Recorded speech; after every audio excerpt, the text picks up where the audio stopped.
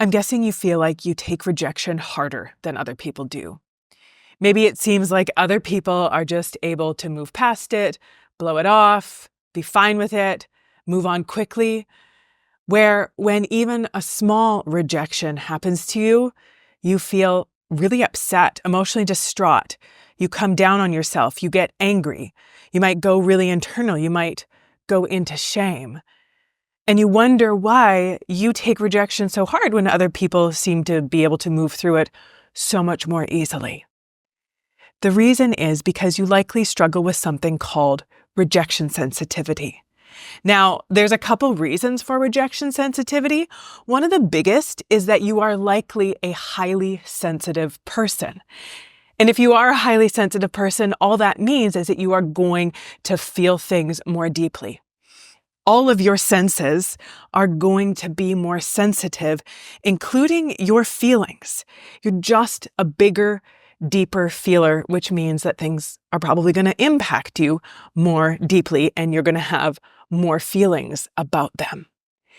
Another reason why you can be more sensitive to rejection is because there's some underlying shame there.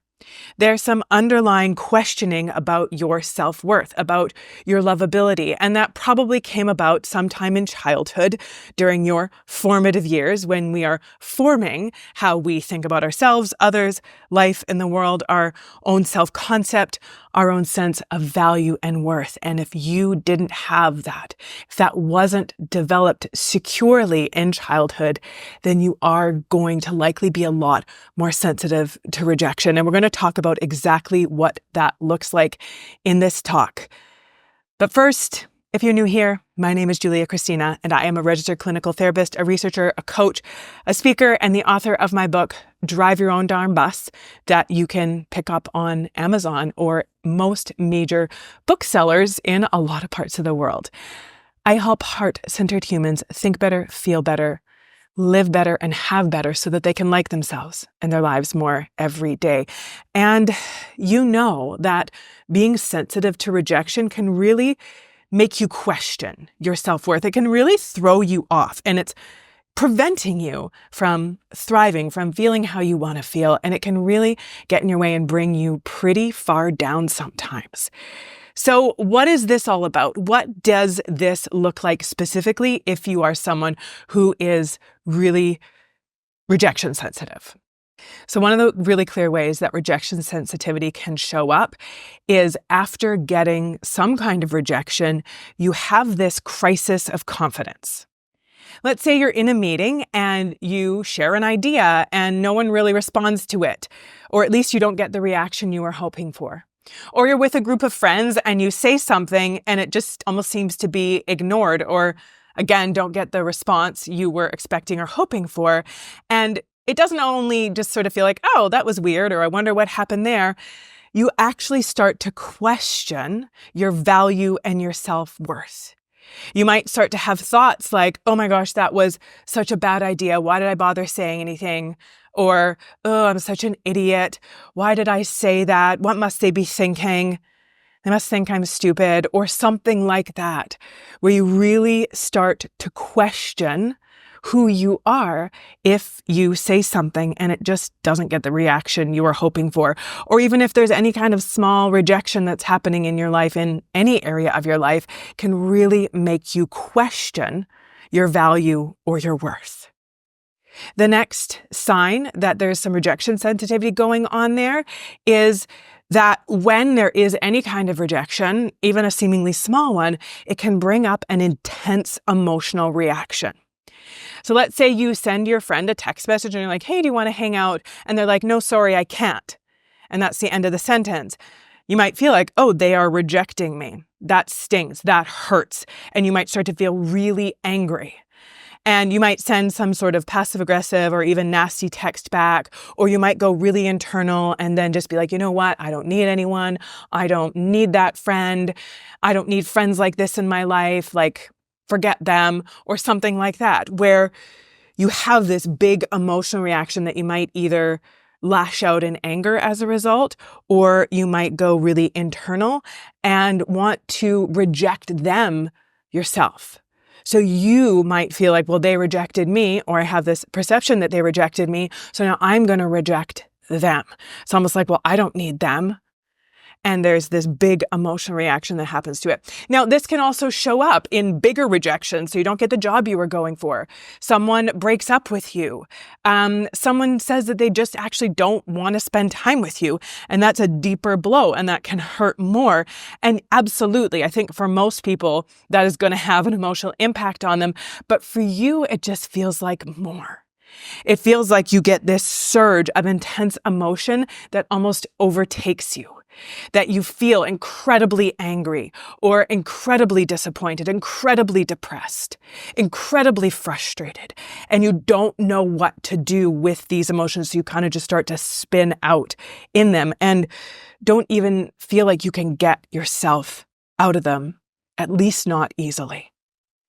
The next sign of rejection sensitivity is that even when someone might let you down easily, you still go into that self-blame or that blaming of them.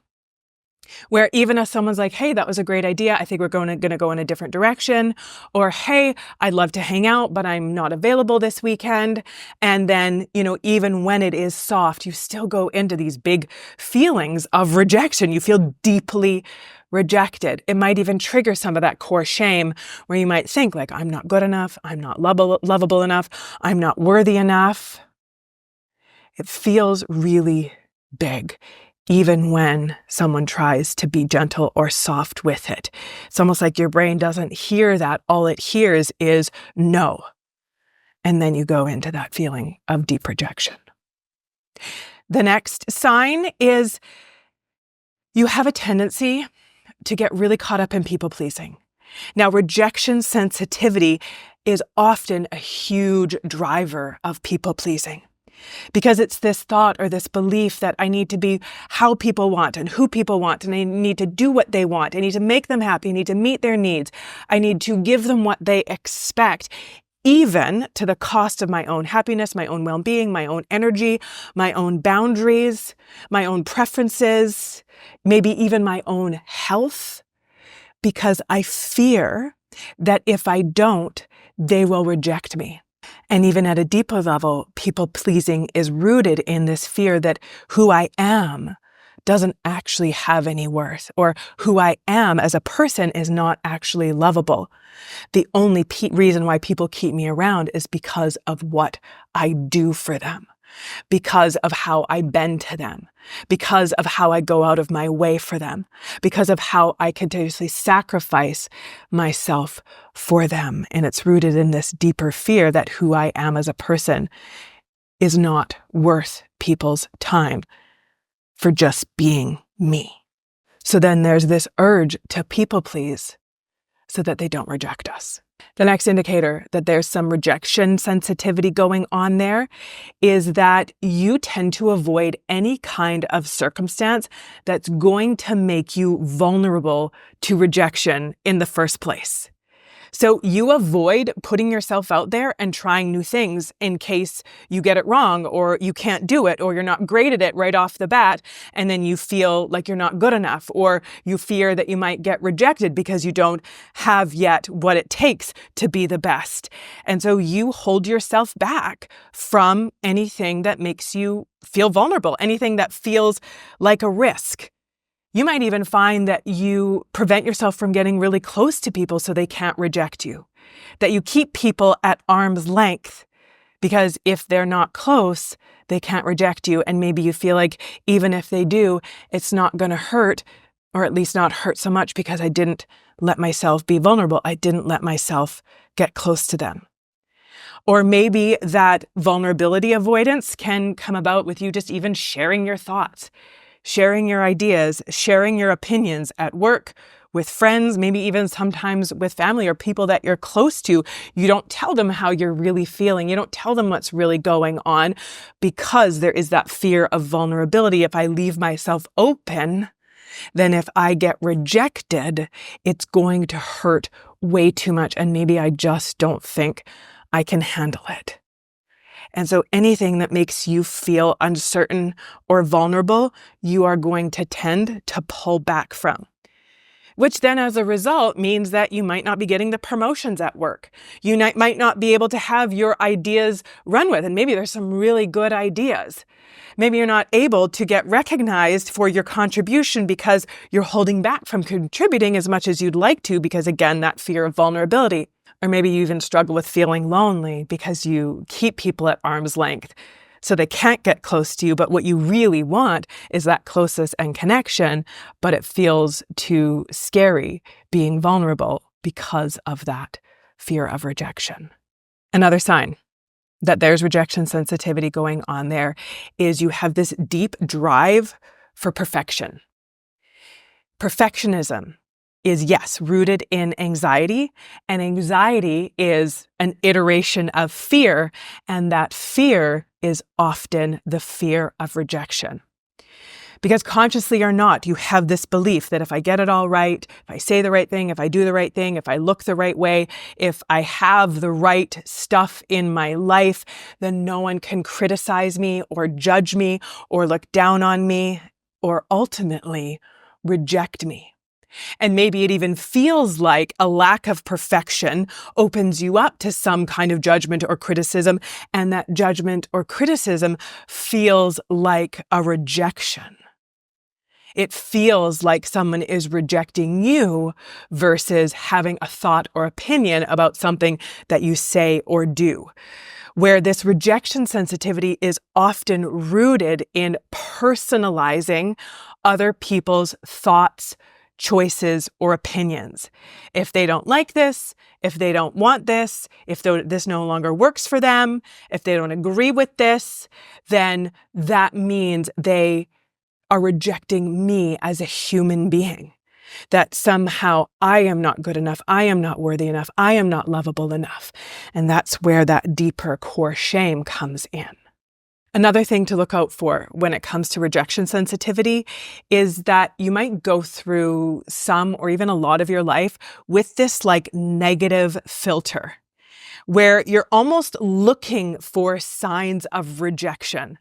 You're looking and assuming that a sideways glance or something that someone says that's kind of neutral, you read into it as rejection, or if you don't get the response that you were hoping for or looking for, that's a sign of rejection, that you're almost like going through life not with rose-colored glasses, but with almost the opposite. You've got these skepticals on, and you're skeptical of how other people engage with you, interact with you, respond to you or not, and you see it in this skeptical kind of negative way. Maybe you almost think that if I can assume that people are judging me, criticizing me, or rejecting me, then it's maybe not going to hurt so much if they actually do. And maybe it's true. Maybe by keeping people at arm's length, it's not going to hurt so much. It's not going to impact you so much. There's not going to be so much riding on the line. But you know what else happens when we don't let people in? We don't get connection. We don't get authentic attachment. We don't get to feel truly loved and accepted for who we are. We don't get to feel that closeness that we all crave. That is actually a fundamental human need, to feel loved and accepted. And here's a hard truth, but an important one. If you want to stop fearing the rejection of others or taking it so hard, whether it's a big or a small rejection, then you've got to stop rejecting yourself. You've got to work on accepting, liking, if not loving yourself for who you are, for all that you are. And to get you started on that, I have a guide for you. It's a free guide. It's the 6 simple ways to be yourself without apology. Grab that. Start working on those things. They are simple, they are straightforward, but they are going to make a difference with how you feel about yourself and then how you react or respond to how other people might think or feel or respond to you. Grab that 6 simple ways to be with yourself without apology, and then let me know in the comment section below what connected with you. I would love to hear. Until next time, take good care of yourself. Take good care of those around you. Bye for now.